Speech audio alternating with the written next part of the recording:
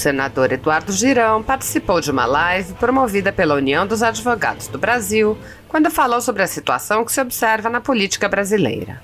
O senador apontou que, ao mesmo tempo em que se observa um maior interesse em política pela população, também se pode notar que existe uma reação. Girão disse: "A gente está vendo o crime reagir. Isso é fato. O crime está reagindo e eu confesso que não esperava ver isso acontecer." O senador afirmou ter a convicção de que é possível mudar o país com o apoio da sociedade e defendeu o direito das pessoas se manifestarem livremente. Girão mencionou as queixas sobre o Supremo Tribunal Federal, afirmando que a corte é a vergonha nacional. E acrescentou: "Não tiro o direito das pessoas se manifestarem assim, acho legítimo e tem razão." Eduardo Girão apontou ainda que a insatisfação se deve também à omissão do Senado, que engaveta sistematicamente os processos que buscam investigar a justiça. E lembrou: "Isso é uma demanda do povo brasileiro." Assista.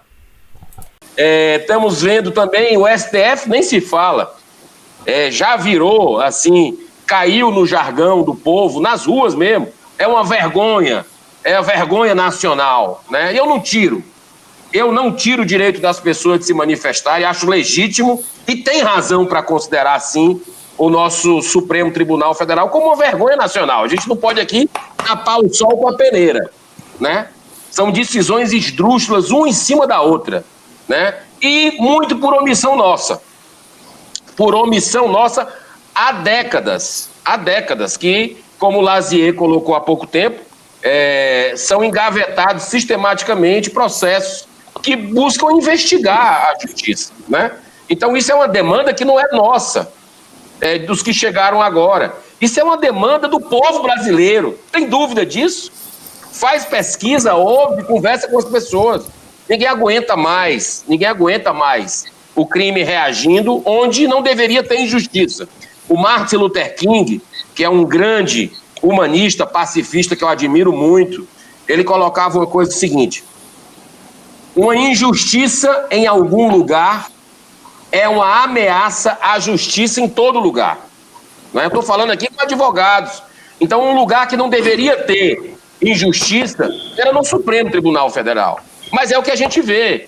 E eu quero já partir para outra pauta, porque além da reeleição do Senado, que será essencial que não possa ocorrer uma reeleição do atual presidente, que, com todo respeito à pessoa, é uma grande decepção, porque engavetou tudo que é interesse da sociedade, prisão em segunda instância, esses pedidos aí de impeachment, de CPI, que são legítimos.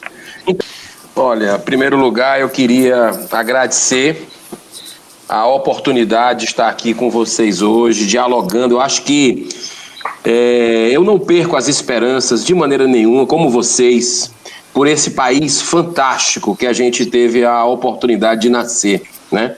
Um país que 1 ano e meio que eu estou aqui, um pouco mais de 1 ano e meio, eu vi que não é rico, ele é riquíssimo. E essas gestões com base na velha política, na má política, tantos esquemas de corrupção, tudo isso é que deixa a nossa nação de joelhos, tem deixado a nossa nação fora do protagonismo internacional, que é o lugar do Brasil. O Brasil é para estar comandando as ações aí do mundo inteiro, porque a gente sabe do potencial. E eu estou aqui ao lado de 2 grandes nomes do Senado que eu já admirava antes de sonhar entrar na política. Eu nunca tinha concorrido nem para síndico de prédio, e já cheguei aqui no Senado e ao lado de 2 homens de bem, que vinham remando contra a maré praticamente sozinhos. Esses 2 que estão aqui, viu, Bruno e Alfredo, o senador Lazier e o senador Álvaro Dias, são 2 referências que nós temos aqui no Senado Federal para mudar, para quebrar esse sistema que existe hoje. E eu estou podendo ajudar, junto com outros colegas que chegaram, que vieram das ruas, e antes eram muito poucos, cabia numa mão os que faziam esse movimento pró-ética, pró-sociedade. E agora a gente tem aí quase 20 senadores que estão engajados no Muda Senado, que representam esperança.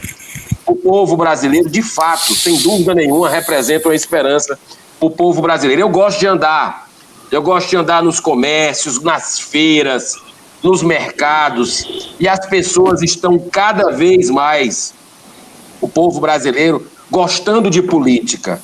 E é por isso que eu sou muito otimista com relação ao futuro da nossa nação. Acredito que as pessoas estão cobrando mais seus parlamentares, estão atentos aos votos deles, sabe? A coerência eu acho que uma coisa que político tem, a única coisa que ele pode realmente apresentar para as pessoas é a coerência das suas ideias, né? Então, e outra coisa que eu já aprendi que eles respeitam, os políticos, é um povo organizado que se manifesta. Então, o que nós estamos vendo aqui no Senado Federal, eu não esperava por isso, né? Achava que estava chegando aqui, como estou inspirado pela Lava Jato, para o avanço dessa operação e outras operações, mas a gente está vendo o crime reagir. Isso é fato, o crime está reagindo, e eu confesso para vocês, eu não esperava que a gente ia estar vendo isso depois de tudo que aconteceu no país, né, de todo esse movimento das pessoas cobrando ética no combate à corrupção, que é a grande chaga da nossa nação, e a gente está vendo aqui o crime reagindo nos 3 poderes da República. Eu tenho dito isso constantemente, as pessoas às vezes não se percebem, mas são os 3 poderes da República que estão juntos como um quebra-cabeça, atuando contra, por exemplo, essas operações que ainda falta muito para limpar. Elas apenas começaram, deram um sopro grande de esperança para os brasileiros, novos políticos que surgiram, novos promotores, novos juízes. Tem aí um levante a partir inspirado pela operação, mas está acontecendo como na Itália, né? A operação Mãos Limpas lá começou muito bem e do próprio Congresso começou a reagir. Então a gente está vendo aqui, desde o ano passado, temos lutado contra isso, mas ainda não o suficiente, mas eu tenho convicção que nós podemos sim, né? Com o apoio da sociedade brasileira, de gente de bem como vocês, que estão atuantes, né? Estão atuantes na sociedade, querendo o que é certo. Então, nós estamos vendo no Congresso, por exemplo, a lei de abuso de autoridade passar aqui da forma como passou, né? Estamos vendo o COAF ser jogado de um lado, como foi jogado, tira do Ministério, joga para outro, depois deixa lá ele como um apêndice do Banco Central, né?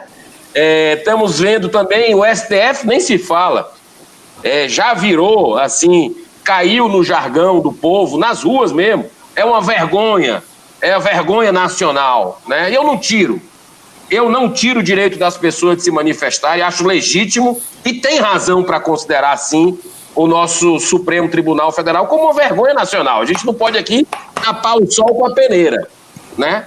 São decisões esdrúxulas, uma em cima da outra, né? E muito por omissão nossa. Por omissão nossa há décadas que, como o Lazier colocou há pouco tempo, são engavetados sistematicamente processos que buscam investigar a justiça, né? Então isso é uma demanda que não é nossa, dos que chegaram agora. Isso é uma demanda do povo brasileiro, tem dúvida disso? Faz pesquisa, ouve, conversa com as pessoas. Ninguém aguenta mais o crime reagindo onde não deveria ter injustiça. O Martin Luther King, que é um grande humanista, pacifista, que eu admiro muito, ele colocava uma coisa seguinte: uma injustiça em algum lugar é uma ameaça à justiça em todo lugar. Eu estou falando aqui com advogados. Então, um lugar que não deveria ter injustiça era no Supremo Tribunal Federal. Mas é o que a gente vê. E eu quero já partir para outra pauta, porque além da reeleição do Senado, que será essencial que não possa ocorrer uma reeleição do atual presidente, que com todo respeito à pessoa é uma grande decepção, porque engavetou tudo que é interesse da sociedade, prisão em segunda instância, esses pedidos aí de impeachment, de CPI, que são legítimos. Então, as demandas foram engavetadas na sociedade, mas nós temos agora um outro problema. Já me encaminhando aqui para o encerramento da primeira fala, que é essa indicação do desembargador, que é o doutor Cássio Nunes, e repito, não tenho absolutamente nada contra a pessoa dele, mas foi uma grande frustração, né, do povo brasileiro que acreditou no Jair Bolsonaro. E eu falo isso porque eu votei. Eu votei ainda no primeiro turno, fui o único senador eleito do Norte e Nordeste que votou e declarou o voto no primeiro turno, numa terra que é de esquerda, né, que a nossa é dominada pela esquerda, mas eu achei que era o momento de uma ruptura de um sistema político corrupto, carcomido, né, com petrolão, com mensalão, com toda coisa. Tinha que quebrar. Mas a gente vê agora uma indicação dessa que diz, não é possível que isso esteja acontecendo. Não é terrivelmente de direita o que ele está colocando lá, que ele está indicando, não é terrivelmente evangélico, mas é terrivelmente centrão, terrivelmente velha política, né, que já se declarou aí, deu indícios fortes que é contra a prisão em segunda instância. O que é isso, gente? Então, estou muito preocupado, mas acredito no levante de pessoas do bem do Brasil que vão cobrar coerência. Nós precisamos de uma pessoa no Supremo Tribunal, não apenas com capacidade jurídica boa, mas com princípios e valores bem definidos no combate à corrupção, na questão também de valores em defesa da vida, em defesa contra as drogas. Era isso que a gente precisa, um conservador no Supremo Tribunal Federal, para equilibrar um pouquinho só as forças. Era a expectativa, mas eu acredito ainda no levante que a gente possa, de alguma forma, evitar essa nomeação quando as pessoas se manifestarem firmemente contra essa indicação. Obrigado.